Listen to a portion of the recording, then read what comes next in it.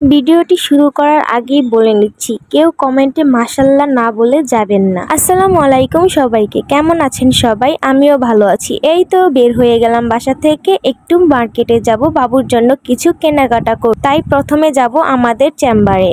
আম্মু উপরে রয়ে গিয়েছিল কারণ আম্মু বাসাটা লক করে আসছিল, তাই নিচে আম্মুর জন্য ওয়েট করছিলাম। তারপর আম্মু আসার পরে রাজিয়াকে আম্মুর কোলে দিয়ে আম্মু আমাকে চাবিটা দিল, আমি চাবিটা ব্যাগে রাখলাম। এই তো আলহামদুলিল্লাহ আল্লাহর নাম করে রওনা হয়ে গেলাম আমার হাজবেন্ডের ডেন্টাল ক্লিনিকের উদ্দেশ্যে। আম্মুর কোলে রাজিয়া চড়ে যাচ্ছিল আর আমি রাজিয়ার সাথে একটু মজা করছিলাম। আর এই তো আমি একটু সামনে দিয়ে আমার ফেসটা ভিডিও করার চেষ্টা করলাম। আসলে ফার্স্ট টাইম তো, তাই আমি একটু ভিডিওটা করার জন্য একটু প্রস্তুত ছিলাম না, কেমন যেন একটু লাগতেছিল যে মানুষ কি বলবে। আসলে আমাদের মানুষের কথায় সবসময় কান দিলে চলবে না। এই তো এসে পড়েছি আমাদের চেম্বারে। তো এই তো চলে যাচ্ছি চেম্বারের দিকে। তো দেখতেই পাচ্ছেন আমাদের চেম্বারটা। আমাদের ডেন্টাল ক্লিনিকের নাম হচ্ছে সুনাম ডেন্টাল কেয়ার। আর আমাদের এই ডেন্টাল ক্লিনিকটি আলহামদুলিল্লাহ 2 বছর হয়ে যাচ্ছে প্রায়। তো আম্মু একটু হাঁটতে পারছিল না কারণ আম্মুর একটু পায়ে ব্যথা ছিল।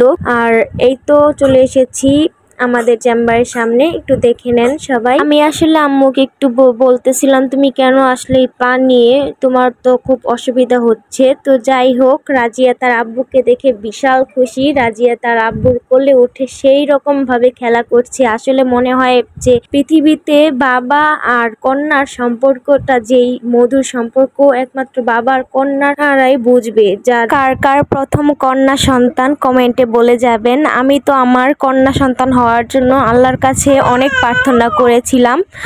তো এই তো আমার মেয়ে আমাকে মনেই নেই এখন, আমি আমার মেয়েকে ডাকতেছিলাম। তো ডাকার পরে ও আর কি সাড়া দিছে। তো আমরা বের হয়ে গেলাম মার্কেটের উদ্দেশ্যে। যেতে রাজিয়ার আব্বুকে বলতেছিলাম, আমি তো মনের ভুলে চশমাটা ফেলে এসেছি, এখন আমি কিছুই দেখতে পাচ্ছিলাম না। আসলে আমার যখন টাইফয়েড জ্বর হয় তখনই আমার এই চোখের সমস্যাটা হয়। আজকে বুধবার ছিল, তাই মার্কেটে একটু ভিড় কম ছিল। আর আমি আজকে বেশি কেনাকাটা করতে আসিনি, এই বাবুর জন্য কিছু টুকিটাকি জিনিস কেনাকাটা করতে এসেছি।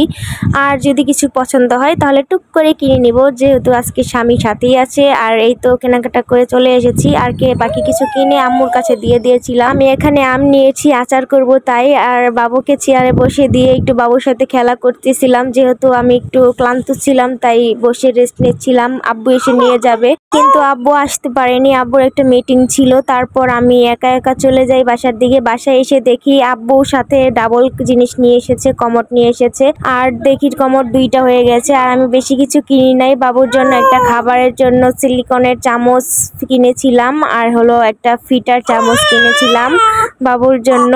তো এই কিছু জিনিস টুকিটাকি কিনেছিলাম। আর ভিডিওটা আপনাদের কেমন লাগলো অবশ্যই জানাবেন। আর ইনশাল্লাহ আমি ভালো ভিডিও দেওয়ার চেষ্টা করব, আপনারা যদি আমার পাশে থাকেন। তো সবাই ভালো থাকবেন, আল্লাহ হাফেজ। আর সবাই দোয়া করবেন আমার মেয়ের জন্য। কথা হবে পরবর্তী ভিডিওতে, টাটা।